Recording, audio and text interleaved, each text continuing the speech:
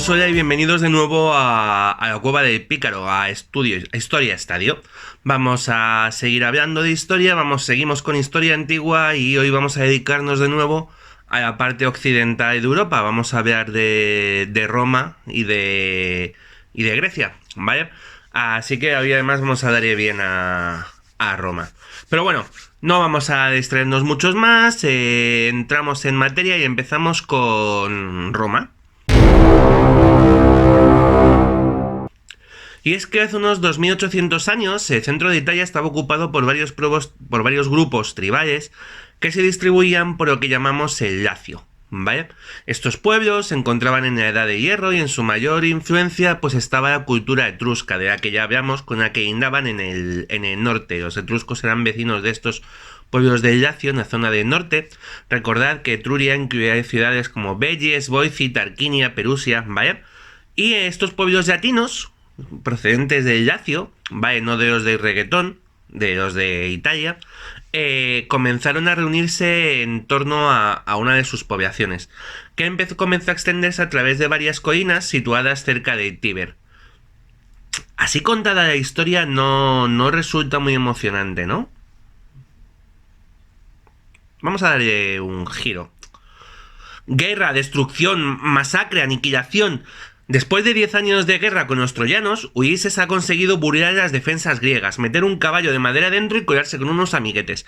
Han abierto las puertas y Agamenón, Menelao y Cuchipandi están montando una fiesta de Latin Kings a Evano-Kosovares en la ciudad. Se han cargado a Héctor, se han cargado a Príamo, se han cargado a París, han apresado a Hécuba, han violado a Casandra, a Andrómaca, ¿vale? Hasta han tirado al joven Astyanax, pues que era solo un bebé, por un balcón. Han sido 10 años de guerra y los troyanos y los griegos están dispuestos a no dejar piedra sobre piedra de la ciudad de Troya. Pero, ¿qué es eso? Divino Apolo, bendita Venus, que se les escapan los troyanos. Y es que según la historia tradicional de Roma, el origen de la ciudad hay que buscarlo precisamente en la caída de otra ciudad, la mítica Troya, ¿vale? Ya que mientras los griegos destruían la ciudad, uno de los troyanos, Eneas, conseguía escapar de la ciudad en compañía de su padre, el anciano Anquises, su hijo Ascanio, al que también llamaron Iulo y del que hablaremos más adelante, porque este nombre va a ser muy importante. Y así como el que no quiere la cosa, se dejó atrás a su mujer, ¿vale? Creusa, que es que un olvido lo tiene cualquiera. Al parecer estas cosas pasaban en la Grecia mítica. Eneas llevaba la sangre de la mismísima Venus, ya que su padre había tenido un revolcón mitológico con la diosa de la belleza, y esta les avisó de lo que se les venía encima. Sin embargo, otra diosa, Juno, se la tenía jurada a los troyanos, desde que París entregara, recordad, años atrás, la manzana dorada etiquetada como la más bella a Venus, y no a ella, que era el equivalente griego a dejar de seguirla en Facebook. Así que Juno se dedicó a puteares durante 7 años, ¿vale? Haciéndoles dar carambolas por todo el Mediterráneo, como habían hecho los dioses con Odiseo, con Ulises, ¿vale? Pues Juno les trajo para acá y para allá por todo el Mediterráneo durante 7 años. Anquises, el pobre, se les murió por el camino, aunque tendría un encuentro post-mortem con Eneas, que bajaría a ver a Averno, acompañado por la Sibila de Cumas, donde espectro de anciano le mostró a su hijo la gloria de lo que iba a ser su descendencia, o sea, Roma. Además, en este crucero por el Mediterráneo de viajes Juno, una de las paradas de Eneas fue precisamente la ciudad de Cartago, ¿vale? Gobernada en aquel momento por la reina Dido. Vamos a pararnos un momento aquí, que ya hablamos de esta reina. Vamos a hacer un inciso. Cartago había sido fundada unos 200 años antes por los fenicios, ¿vale? El pueblo con más poder comercial del Mediterráneo en aquellos tiempos, ¿vale? Los grandes marineros que extendieron sus puertos comerciales incluso más allá de Gibraltar. El nombre original ya habíamos visto que era Kartjadast, o la ciudad nueva. No fueron muy originales, y su fundadora había sido ni más ni menos que Dido, ¿vale? Con lo cual, esta mujer, que se llamaba también Elisa de Tiro, ya lo habíamos hablado, bueno, pues bueno, como que tenía 200 años aproximadamente, o 100 años más, 100 años cuando llegó Eneas. Y cuando llegó Eneas, allí seguía Dido, Vale, y como los dioses eran muy aficionados a estas cosas de las bromas, Cupido hizo que se enamorara locamente de Eneas, ¿vale? Que al principio le hizo carantonias, pero que cuando vio el DNI y la fecha de nacimiento de Dido, le hizo un contigo no bicho, se acordó de que tenía un mandato divino para construir una ciudad y se largó con viento fresco para Italia. Dido no lo pudo soportar, se clavó un cuchillo en el vientre suicidándose, se había olvidado el girl power y la inteligencia fenicia, y de la muerte de la reina vendrá el futuro odio entre cartagineses y romanos, ¿vale? Esto, insisto, es una justificación mítica. Los cartagineses y los romanos se odiaban porque querían controlar ambos el Mediterráneo, ni más ni menos. Pero bueno, que aquí tenemos una explicación con sangre y vísceras, ¿vale? Que también tiene su gracia. Total, que Eneas llegó con sus troyanos al Lacio, ¿vale? Donde se asentó finalmente y donde contrajo matrimonio con Lavinia. Lavinia era la hija del rey de los latinos, ¿vale? Que tenía el original nombre de Latino. Latino, rey de los latinos. Los romanos no van a ser muy originales para estas cosas. Esto puso a Juno de muy mala leche. Y esta envió a las Furias, que eran 3 mujeres muy majas, con látigos hechos de escorpiones, para que volvieran loco a Turno. Turno, que pobre mío no tenía culpa de nada, pero que Juno le cogió como objeto de venganza, que era el rey de los Rótulos. Los Rótulos es esto que se escribe, los Rútulos, ¿vale? Que era otra tribu de la zona, ¿vale? Y que había estado prometido anteriormente con Lavinia, pero bueno, finalmente Eneas mató a Turno, ¿vale? Es una descripción mítica, evidentemente, que mola. Probablemente tras esto se encuentren enfrentamientos entre latinos y rútulos que tuvieran lugar, pues como con muchas otras tribus de la zona. Pero todo el viaje de Eneas es una obra del poeta Ovidio, que escribiría la Eneida durante el gobierno del emperador Octavio Augusto. Pues estamos hablando de prácticamente 8 siglos después de esto que os estoy contando, tanto lo mítico como lo histórico. Vaya, en el siglo I a.C., pues como trabajo propagandístico en el que el emperador glorificaba a Roma y a su propia dinastía, la Julia, ¿vale? Y es que os acordáis de que he dicho antes que Ascanio también iba a ser conocido como Julio. Pues de ahí viene Julio, y los Julios eran la familia de Octavio Augusto. Así que según esta historia parece pues como que Venus era su retatarabuela, más o menos, ¿vale? Nos hemos ido muy atrás en el tiempo, a la guerra de Troya y a Eneas, y muy delante de nuestro objetivo, que es la fundación de Roma. Y nos hemos ido al imperio, ¿vale? Pero no hemos terminado con la historia de cómo comienza la historia de Roma. Y es que en esta parte, la de Ovidio y la Eneida, es un añadido posterior y se nota mucho que los romanos ya se han comido a todos los pueblos del Mediterráneo, incluyendo a los griegos, que eran mucho más imaginativos para estas historias. Los romanos eran más sobrios, ¿vale? Más serios, mucho más adustos y más torvos, y así eran las historias, ¿vale? Pues sobrias, serias, adustas, torvas, veréis. En territorio latino se encontraba la ciudad de Alba Longa, cuyo fundador mítico resultaba ser Ascanio, ¿vale? O sea, al igual que Eneas y su nueva esposa Lavinia habían ciudado su propia ciudad con el nombre de Lavinium, pues de esto pasaron siglos. Claro, y ahora el rey de Alba Longa era Numitor, descendiente de Ascanio. Numitor fue expulsado del poder por su hermano, Amulio, ¿vale? Que se cargó a todos los descendientes varones de Numitor y que obligó a su única hija, Rea Silvia, a convertirse en una virgen vestal, que era como ponerle un cinturón de castidad sagrado. Ya veremos las funciones de las vestales y por qué eran tan importantes en Roma, ¿vale?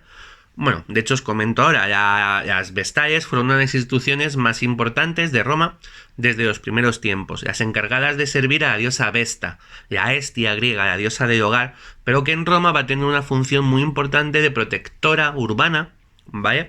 De diosa de las tradiciones y el fuego. Las vestales son las sacerdotisas que controlan que vigilan ese fuego sagrado y a la que se les exige castidad, ¿vale? Cosas del fuego. Total, que allí estaba Rea Silvia, convertida en monja a la fuerza, y Marte, el dios de la guerra, el Ares griego, pasaba por allí cerca, vio a Rea Silvia y le dijo: ¡Moza! Que en latín viste mucho más, pero no lo suficiente, así que Rea Silvia le dijo: mira, no, mejor otro día.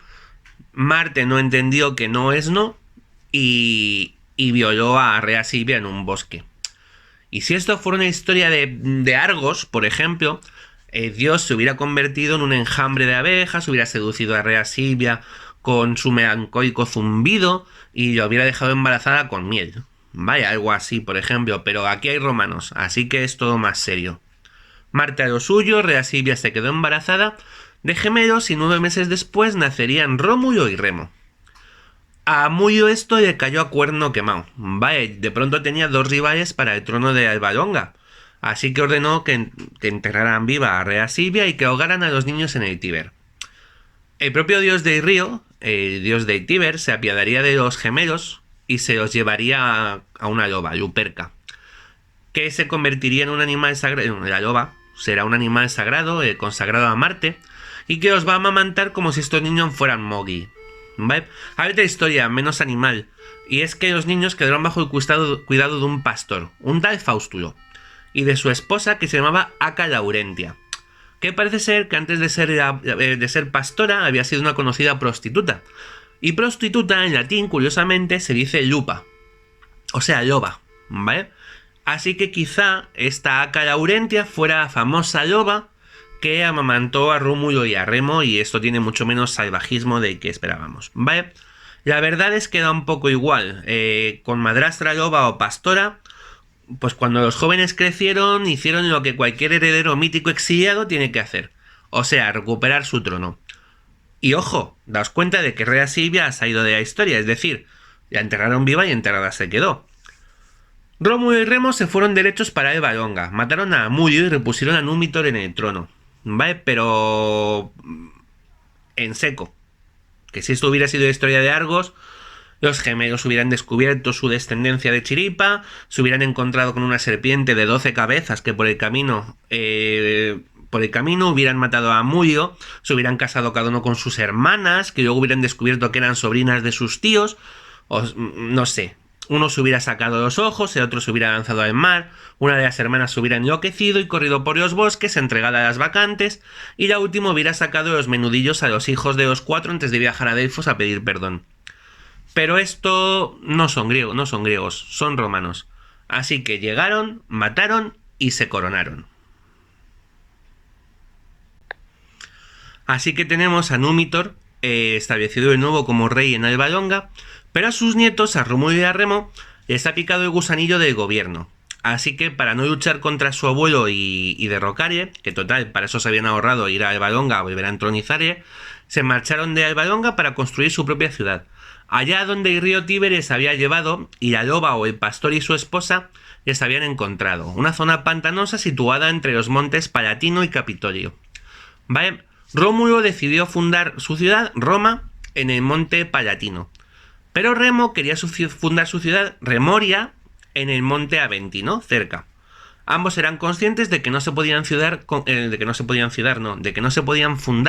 2 ciudades tan cerca, y en ese caso la ley de primogenitura no podía aplicarse porque eran gemelos.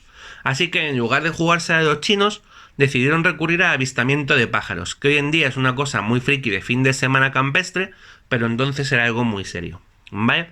Ya que se utilizaba para vaticinar el futuro, pero que se lo tomaban en serio, no en plan mi queridísimo Piscis, ¿vale? Rómulo ganó el concurso de avistamiento y Remo se encabronó bastante.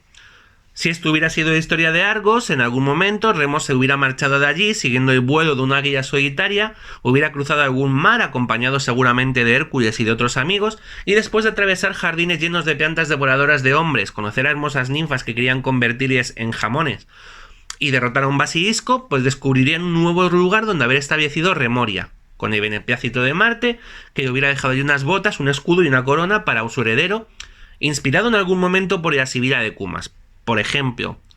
Pero esto es Roma y aquí las cosas son serias, así que Rómulo comenzó a trazar el perímetro de su ciudad, algo sagrado para la cultura romana, los limes, ¿vale?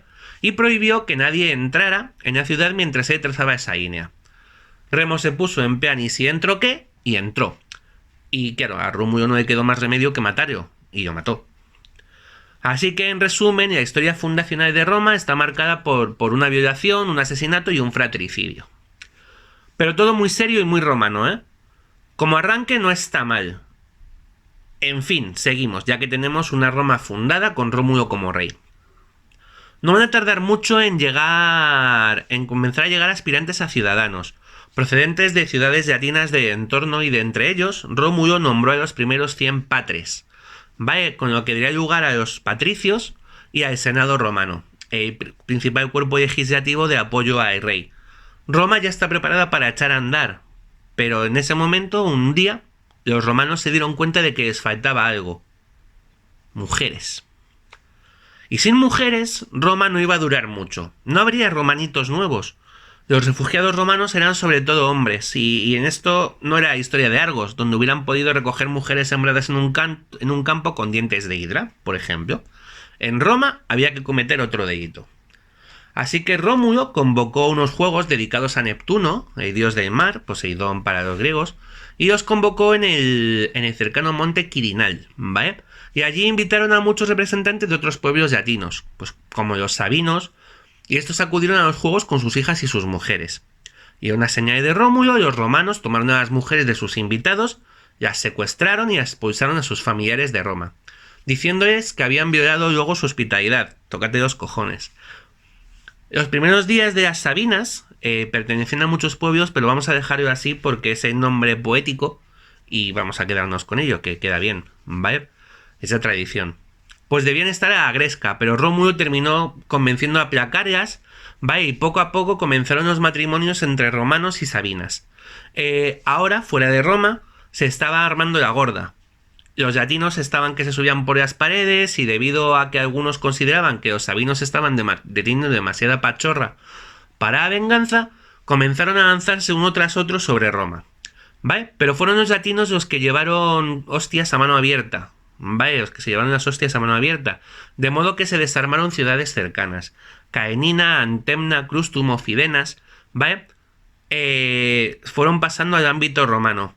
Y por fin los sabinos, viendo que Roma les estaba comiendo la tostada, y al mando de un general llamado Tito Tacio, se dirigieron hacia Roma. Y esto ya era otra película. Los sabinos estaban mucho mejor preparados que sus vecinos, y no solo consiguieron llegar a Roma, sino que pusieron cerco al monte Capitolino. Una romana llamada Tarpeya, que vio la oportunidad de hacerse rica en manos de los sabinos, llegó a un acuerdo con estos, y se comprometió a dejarles entrar en la fortaleza del monte Capitolino, a cambio de que los sabinos le dieran lo que llevaban en las manos, refiriéndose a sus brazaletes. Los sabinos siguieron a Tarpeya, tomaron la fortaleza y dominaron el monte Capitolino, ¿vale? Dejando a los romanos en el Palatino y convirtiendo el valle que había entre ambos en un gran campo de batalla. Por cierto, a Tito Tacio la traición de Tarpeya le sentó a cuerno quemado, y aunque había sido en su favor, lo que hicieron fue aplastarla con lo que llevaban en las manos, es decir, con sus escudos. ¿Vale? Los sabinos también tenían unas babas que tela. Así que para que en otra ocasión pues tuvieran cuidado con lo que se pedía. Esto es lo de cuidado con lo que deseas, ¿vale? Pero bueno, el caso es que el nombre de la chica quedó para la posteridad, ya que se nombró como Roca Tarpeya a un promontorio del monte Capitolino desde el que se despeñaba a los condenados a muerte en Roma, civilizadamente, que eran romanos, pero se les despeñaba. Las cosas se pusieron feas, los ejércitos se desbandaban, los héroes morían. Las sabinas tuvieron que intervenir para salvar a sus maridos, ¿vale? La intervención de las mujeres permitió a unos y a otros poner fin a la guerra, ya que con esto las sabinas aceptaban su situación de mujeres romanas, poniendo fin a las reclamaciones de sus parientes, de sus padres y hermanos, y de hecho llegó un momento de gran hermandad, ya que romanos y sabinos decidieron unirse en un solo pueblo, trasladándose muchos sabinos a Roma y poniéndose bajo el gobierno de una diarquía, dos reyes, ¿vale? Rómulo por parte de los romanos y por supuesto Tacio por parte de los sabinos. Cada uno de ellos tenía su senado, y bueno, parece ser que funcionaron bastante bien. Duplicaron el ejército de la caballería, pero en poco tiempo todo se torcería, ya que, bueno, pues aunque realmente no parece que Rómulo y Tacio llegaran a llevarse mal nunca, pero por algún motivo unos parientes de Tacio asaltaron y mataron a un mensajero, que venía de Aurentum, ¿vale? Los aurentianos pidieron justicia a Rómulo, pero Rómulo se lavó las manos y dijo que es que Tacio le impedía actuar. Así que un grupo de aurentianos emboscó a Tacio y lo mató en Lavinium, ¿vale? En Aurentia se hicieron un poco de caca pensando en la venganza romana, y así que entregaron a los asesinos a Rómulo. Pero este dijo que podían volver a casa, que quítame allá estas pajas, y que total, que lo comido por lo servido, que la muerte de Tacio era el precio por la muerte de los mensajeros, y que estaba mejor solo que mal acompañado. Tanto en el tiempo de la ciudad como la de diarquía, como en los años siguientes, van a estar marcados por conflictos con otras ciudades cercanas, como Cameria. En resumen, y al margen de lo que la mitología nos cuenta sobre la creación de Roma, con o sin Rómulo o Remo, con Sabinas o sin ellas, lo que tenemos es una población surgente en la zona de Roma, que va a tener enfrentamientos con otros pueblos latinos vecinos, alianzas, traiciones y todo lo que cabe esperar de una situación como esta. Y el caso es que hacia el 737 más o menos, Roma ya se ha convertido en la ciudad más importante del Lacio, lo suficientemente importante como para atraer la atención de sus vecinos del norte, los etruscos, de los que ya hemos hablado anteriormente. ¿Y qué ha pasado en este tiempo con los etruscos? Vamos a ver. Bueno, pues ahí estaban. Pero allí estaban los etruscos, y en su frontera sur, Roma empezaba a despuntar entre el resto de las ciudades del Lacio. Para conocer la guerra entre Roma y Etruria, tenemos dos fuentes principales, y es muy gracioso, porque cada una de ellas cuenta cosas diferentes. Como si fueran mundos paralelos y en cada uno hubiera pasado una cosa distinta, así que no tenemos muy claro qué es lo que pasó en realidad, ¿vale? Aunque el final quedó cristalino para todo el mundo. En fin, es como si Han Solo disparó o no primero al cazarrecompensas, que el caso es que al final el cazarrecompensas está muerto, ¿vale? Bueno, nuestras dos fuentes principales sobre el tema van a ser dos historiadores romanos, Tito Livio y Plutarco. Y es que a los romanos les molaba lo de estudiarse a sí mismos, ¿vale? El primero, Tito Livio, era un fan de la República. Vivió en los tiempos de inicio del Imperio, cerca del entorno de Octavio, Tiberio, Calígula, Claudio y Nerón, ¿vale? Y sobrevivir a toda la dinastía Julio-Claudia tiene su mérito, ¿vale? Plutarco, en cambio, era griego y estudió en la Academia de Atenas y llegó a ser considerado romano en tiempos ya de Trajano. ¿Qué nos cuenta cada uno de ellos? El comienzo de la fiesta es igual en ambos. Rómulo toma la ciudad de Medulla, lo que dice que los etruscos pues se encoja un poquito de escroto y que el ejército de la ciudad de Fidenas decidiera que había llegado el momento de poner orden. Según Livio, los fidenates entraron en tierras romanas, estableciendo allí un campamento, ¿vale? Lo que hizo que Rómulo se pusiera en movimiento, que ya sabemos cómo llevaba el rey aquello de que pisaran lo fregado, ¿vale? Y tendieron una emboscada a los fidenates, atacando la ciudad pero dejando parte de su ejército en retaguardia escondido en un bosque para poder destrozar a los etruscos a su antojo cuando salían a perseguirles. El truco de Rómulo funcionó y los romanos consiguieron tomar Fidenas, pero si los etruscos estaban un poco tensos, la caída de Fidenas en manos romanas terminó de descojonarlos vivos, ¿vale? Y desde la capital etrusca, Velles, salió un ejército para hacer frente a Rómulo. El ejército etrusco entró en tierra romana, saqueó, se llevó todo lo que encontró hacia el norte, ¿vale? Y Rómulo echó a seguirles, cruzando el Tíber hasta entrar en territorio etrusco, y luchando contra los vellentinos y derrotándoles. Y aunque no llegó a tomar Velles, sí que se ensañó con las tierras cercanas, lo que hizo que los temerosos etruscos firmaran un acuerdo de paz con Rómulo. La historia de Plutarco cambia un poco. Para empezar, después de la caída de Medulla, fueron los romanos los que lanzan expediciones hacia el norte, hacia Fidenas, hasta que toman la ciudad. Y al igual que con Livio, Plutarco nos dice que tras la toma de Fidenas, los vellentinos se sintieron amenazados y marcharon a la guerra. Pero en este caso, los etruscos se dividieron en dos grupos. Uno se dirigió a Fidenas para recuperar la ciudad y otro siguió a Rómulo, que aún debía andar haciendo el romano por las tierras de Etruria. Los vellentinos tomaron Fidenas, pero Rómulo derrotó a los que ya habían seguido, de modo que unos y otros se encontraron de nuevo cerca de Fidenas, donde Rómulo terminó de darles matarille y comenzó a dirigirse hacia Velles. El final, como veis, es el mismo que en el caso de Livio. Acojonados, los vellentinos firman la paz con Roma. ¿Cuál de las versiones nos debemos creer? Yo, por decantarme por una, lo voy a hacer por la de Plutarco, por dos cosas. Primero, porque no es parte no interesada, relativamente, ¿vale? Y segundo, porque evita todo el esfuerzo que hace Tito Livio, que es historiador de cámara de los primeros emperadores romanos, no lo olvidemos, en situar siempre los motivos de la guerra ajenos a Roma. Es decir, Roma reacciona siempre ante las agresiones de los etruscos, lo que da una muy forzada legitimidad en la historia al conflicto entre Roma y Etruria, ¿vale? Así que tenemos a Rómulo, hecho todo un campeón, que ha conseguido fundar una ciudad de la nada, ha vencido a los latinos y a los etruscos, y ahora esto pues parece ser que se estaba subiendo un poco a la cabeza. Y además, pues al ancianete Númitor parece ser que ya había llegado su hora.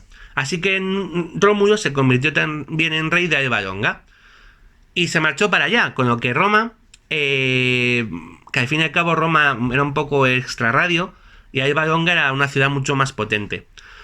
Pero como quien mucho abarca, poco aprieta, pues parece ser que el gobierno de Rómulo se fue haciendo cada vez más despótico y más torpe, sin terminar de estar en un sitio o en otro, quitando atribuciones al Senado, haciendo que los patricios se sintieran incómodos. Así que un día, mientras pasaba revista al ejército, en julio de 716 a.C., llegaron los dioses y se lo llevaron al cielo durante una tormenta. Los senadores decidieron que Rómulo se había convertido en un dios y con el nombre de Quirino construyeron un templo en otro monte cercano, que llevaría el original nombre de Quirinal. Bueno, lo de los dioses no resulta muy creíble. Y lo que sí que se piensa es que los propios senadores fueron los que se cargaron a Rómulo y se encargaron de esconder su cuerpo en algún sitio, justificando así la desaparición del cuerpo con el tema divino, ¿vale? Como no tenemos claro si Rómulo existió o no, lo que sí que podemos tener claro de todo esto es que entre el año 753 y el 716 a.C. aproximadamente, Roma va surgiendo como un poder entre los latinos y los pueblos del Lacio, y de ser simplemente una idea termina pudiendo plantar cara al poder más fuerte que existía en aquellos momentos en lo que era Italia, o sea, los etruscos. Durante un año más o menos, los senadores romanos decidieron que Roma podía vivir sin rey, después de 716, así que se fueron turnando en el cargo a semana por senador, más o menos. Pero evidentemente no parece que esto es una forma de gobierno muy efectiva y terminaron escogiendo un nuevo rey. Sí, monarquía electiva, como los pueblos germánicos en los primeros tiempos, ya lo veremos. Y este rey va a ser Numa Pompilio. Pero de estos reyes romanos vamos a hablar más adelante. ¿Vale? Que hoy nos vamos a Grecia. Vale. Como hemos ido viendo en origen, cada una de las polis griegas tenía su rey, al que se llamaba Basileus, ¿vale? Y van a surgir de las aristocracias de cada una de estas ciudades. De hecho, el propio término de aristocracia proviene del griego, arete, ¿vale? La excelencia, con lo cual los aristócratas van a ser los mejores. Sin embargo, salvo en las ciudades de Esparta y Argos, las monarquías van a ir desapareciendo poco a poco. Van a ser sustituidas por formas de gobierno que en principio no eran hereditarias, ¿vale? Bajo la fórmula de una elección de magistrados llamados arcontes. ¿Es esto democracia? No. No todo el mundo elige a estos arcontes, ¿vale? Es una cuestión entre estos aristócratas, ¿vale? En una sociedad pacífica probablemente estuviera teniendo que cambiar de alguna manera, pero la sociedad griega no es una sociedad pacífica. Las continuas guerras entre las polis van a permitir a los aristócratas hacerse continuamente con nuevo botín y nuevos esclavos, por lo que, como de costumbre, los ricos serán cada vez más ricos. De hecho, la presión de estos ricos, de estos aristócratas sobre los campesinos va a ser tan grande a nivel de impuestos que muchas veces los campesinos se ven obligados a abandonar sus tierras, convirtiéndose en colonos, o directamente se van a ver reducidos a esclavos sin derechos, ¿vale? A mediados del siglo VII van a ir apareciendo voces contrarias a este sistema. Y va a haber varios magistrados que procederán a llevar a cabo reformas en las formas de gobierno de las diferentes polis.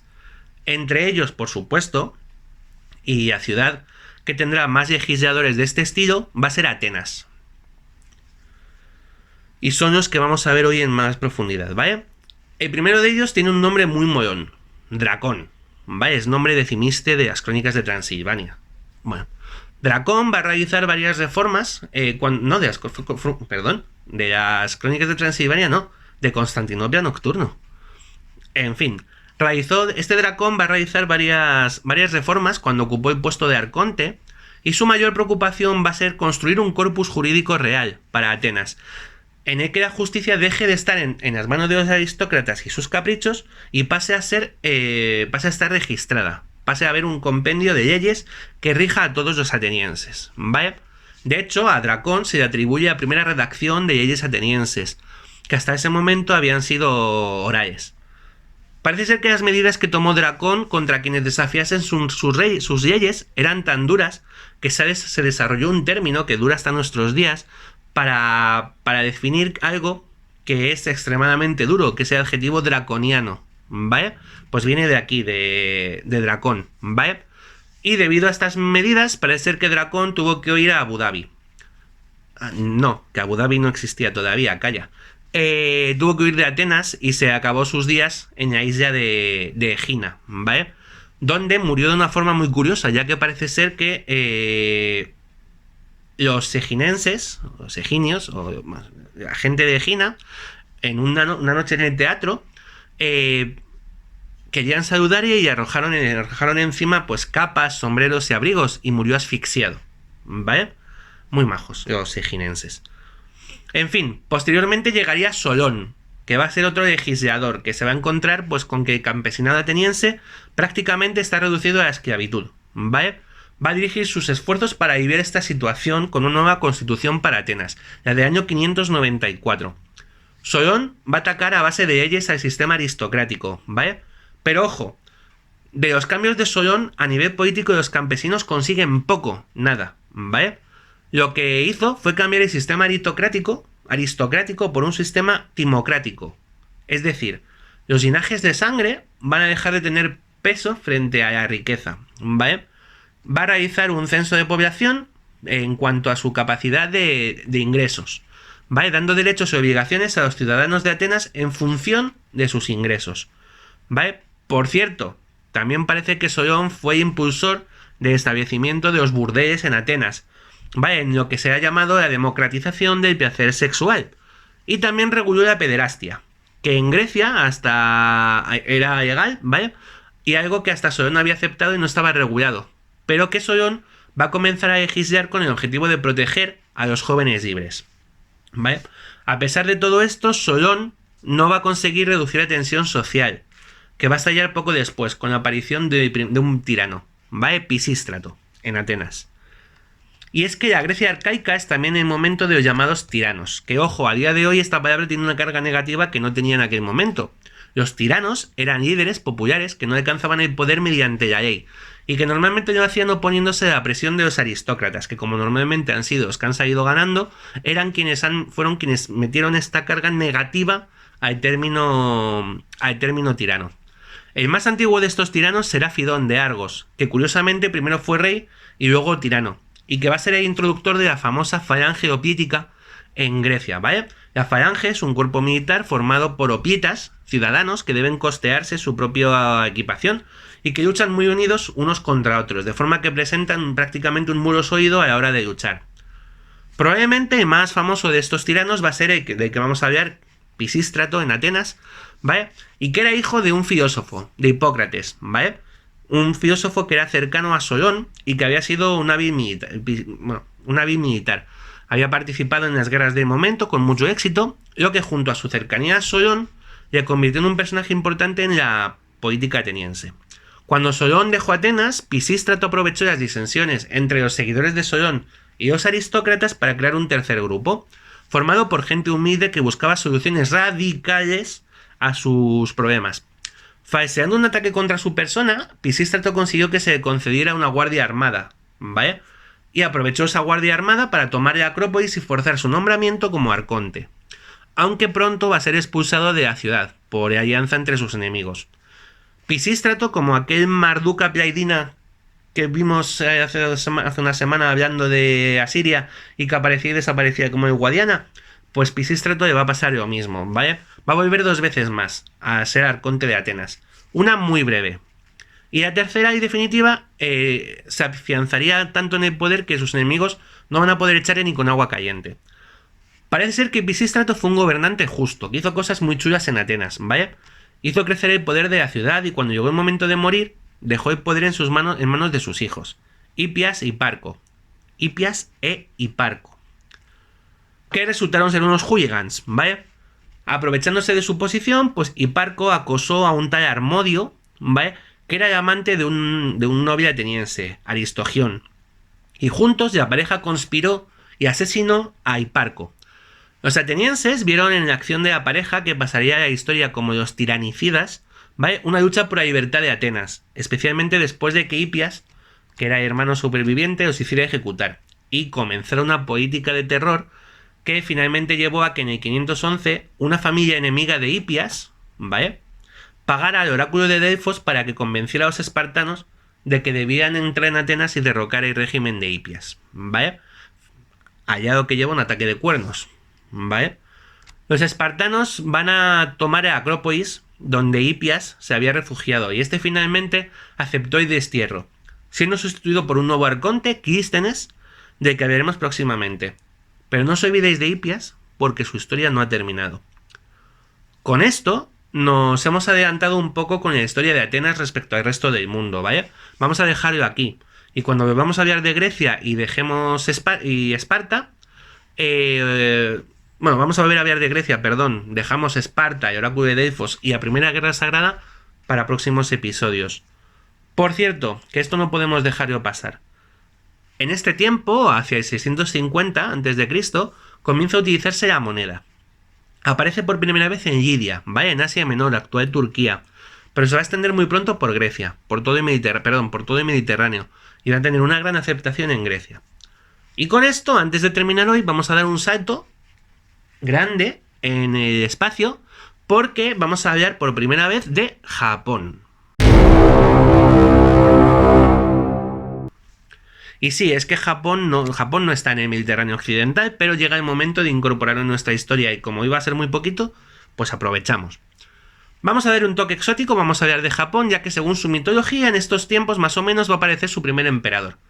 Técnicamente hay registros arqueológicos de población en Japón desde el Paleolítico, hacia el 35.000 a.C., y sobre todo desde 11.000 a.C. los habitantes de la isla van a comenzar a desarrollar un sistema de cerámica que está considerado el más antiguo del mundo, la cerámica Homon, ¿vale?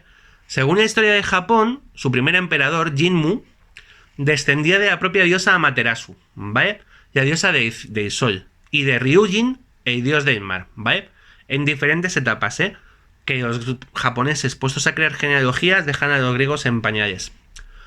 Parece ser que este Jinmu, que era conocido de pequeño como Iwarebiku, ¿vale?, era un chaval pues muy espabilado y que con 15 años fue nombrado ya heredero al trono. Iwarebiku, en su sabiduría, supo que debía conquistar la región este de las islas, ya que allí estaba el centro del mundo y allí debía construir su capital para que esta región pudiera ser pacificada por los seguidores de Amaterasu. Así que toda la familia se marchó a la conquista. Pasaron varios años conquistando las diversas provincias de Japón, enfrentándose con unos, siendo acogidos por los nativos de otros sitios, hasta que cuando tenía 52 años, en el año 660 a.C., se coronó emperador de Japón con el nombre de Jinmu y se casó con una descendiente de los kami, de los espíritus japoneses, llamada Aira, que dio 2 hijos, Tahishi-mini y Kishu-mini, ¿vale? El mini mola, eran pequeñitos. Jinmu va a gobernar durante los siguientes 76 años, ¿vale? O sea que vivió como 126 años. Y a su muerte, el príncipe Tahishi intentó usurpar el trono, casándose con la segunda esposa de su padre, la emperatriz Isure Yoki, con la idea de matar a todos los hijos de esta. Pero Isure Yoki consiguió advertir a sus hijos con una canción y entre todos mataron a Tahishi. De forma que el sucesor de Jinmu va a ser Suisei, uno de los hijos de este con Isure Yoki. Japón va a tener muchos más emperadores legendarios, pero el primer emperador histórico fue Ojin y ya fue en el 201 después de Cristo. Con lo cual nos queda mucho para llegar ahí y volver a hablar de Japón. Pero oye, Japón ha entrado en la historia y vamos a seguir hablando de ellos, ¿vale? Y con esto terminamos hoy, ¿vale? Bueno, pues nada, espero que os haya gustado y ya aquí lo de siempre. Si os ha gustado, dadle a la campanita, suscribiros, dadle a like, si no lo habéis hecho todavía.